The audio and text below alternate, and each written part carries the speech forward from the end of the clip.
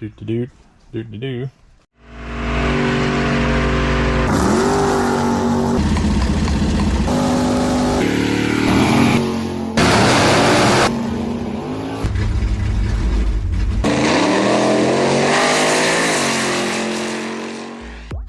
What's going on, everybody?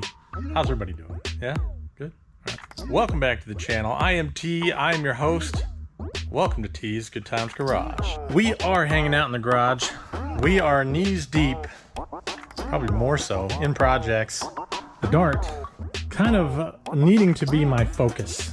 We're about a month roughly away from the No Name Nationals. And for the most part, I feel like I could go run the Dart today. But I want to go over everything, make sure everything's happy, but just need to do some maintenance things. Just check all the important things. And make sure she's ready to go. But before we can do that, I've got a little bit of stuff to clean up, sort out. I've got some random stuff that just showed up in my garage the other day. Not all at once, and not truly random. I got some new parts, some new old parts, and I wanted to talk about those. It's good to have friends. So let's start here. I got a trunk lid full of headers, and I'm not 100% sure what they came from, but they were included in a little deal. A buddy of mine called me and asked if I wanted to come look at some stuff he had. The headers and this chunk of cast iron. We'll talk about that more here in a bit. They say you can't find good deals and cheap parts anymore. It's not totally true. I think these are all meant for B-bodies. I can't be 100% sure on that. There's some strangeness amongst these headers. This is a matching pair. When I saw this pipe, I was actually really excited. This is a Hooker Super Competition header. Problem is, the other header that was next to it does not match. Now this is a Headman, so that's the unfortunate part. These might end up as wall hangers. If anybody knows somebody that has the right side, the passenger side in this Hooker Super Comp, or the driver's side in this Headman. So that's that. If you guys have any questions about these two, or have a lead on the matching other, let me know. Leave a comment. But those are a package deal. A couple $100. It's probably worth it just to get this. But we'll dive more into that here in a second. Another buddy called me up and asked me, do you have a need for a small block 727? And I said, well, specifically, no. But it's always good to have one on the shelf. And if you know me, there's a couple things I don't usually try and turn down. That's Torqueflites and big blocks. So I said, yes, absolutely. How much you want for it? He said, for you, a hug. So I'm into this small block 727, a hug. I told him he got ripped off. It really pays to have good friends in your life. Not just because they want to give you free parts, but because they're just good people in general. Thanks, buddy. I appreciate this. We will eventually put that to use. Now, I know what he told me this came out of. It was in a 71 Dodge swept line, I think a D100. So it stands to reason that this may be a 71 variety 727 small block transmission. Now, I couldn't tell you all the intricacies between the 70 and earlier and the 71 and up. A lot of stuff will fit in both transmissions all the way up. But there are some things that are different. It does pay to know which transmission you have if you go to order parts. So this is the driver's side pan rail. You can see some numbers stamped in there. The main one that I'm familiar with is this set of 4 digits in the middle of it all. This will actually tell you the build date of the transmission. Now, for whatever reason, Chrysler had a 10,000 day calendar to stamp these transmissions. And in this case, 3484 is the number you see. And I was in no position to formulate that based on their calendar. So I went to the internet, and the internet helped me decide that this transmission manufactured on 3484, also known as February 10, 1971. And just a little info, I'll try and post a website in the description that you can use to reference that. The calendar, in this case, started July 29th, 1961. That is day one. Keep that in mind when you're looking at transmissions. That's the fastest way to identify when your transmission was built.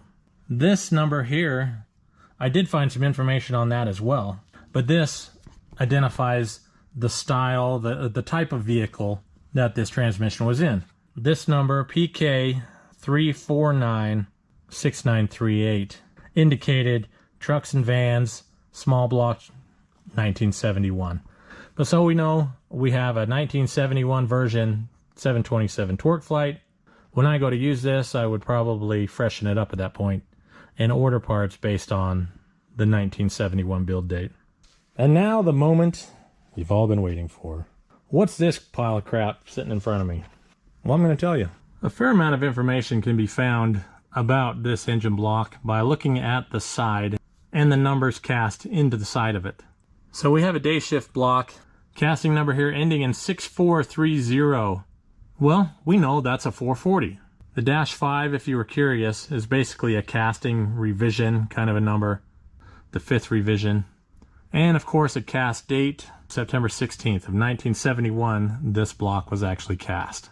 In 71, there should be a partial VIN on this pad here. And it looks like we're missing a digit, or it was either really lightly stamped after the 2.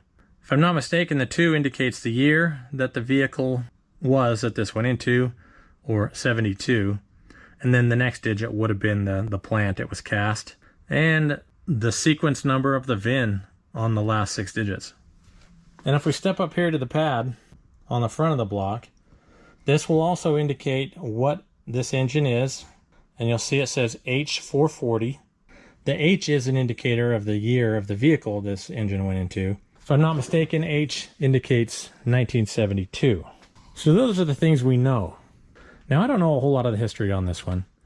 I got it from a buddy who picked it up as a core to likely build, but then ended up getting a different one, found a better engine or better deal or something. So this one went in the corner of the garage and unfortunately experienced some flooding. So it is pretty dirty and does have some rust in the cylinders. From what I can tell, surface, and a lot of that should clean up. We don't know how original this engine is. We don't know if it's ever been rebuilt. So let's start at the front. So we have a single gear timing chain, and it does feel a little sloppy, but I'm not sure at what point they got nylon gears, if they were steel. It's been a minute since I've seen an original or a stock style OEM replacement chain that wasn't a nylon gear.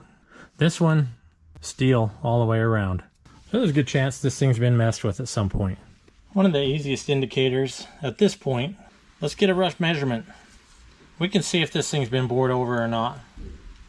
Standard bore on the 440 is 4.320, and according to the caliper, we're past 4.350, almost 60. So this thing has nearly a 40 thousandths overbore, it appears. I do have the pistons and rods that came with it. Can do a similar measurement here. 4.340.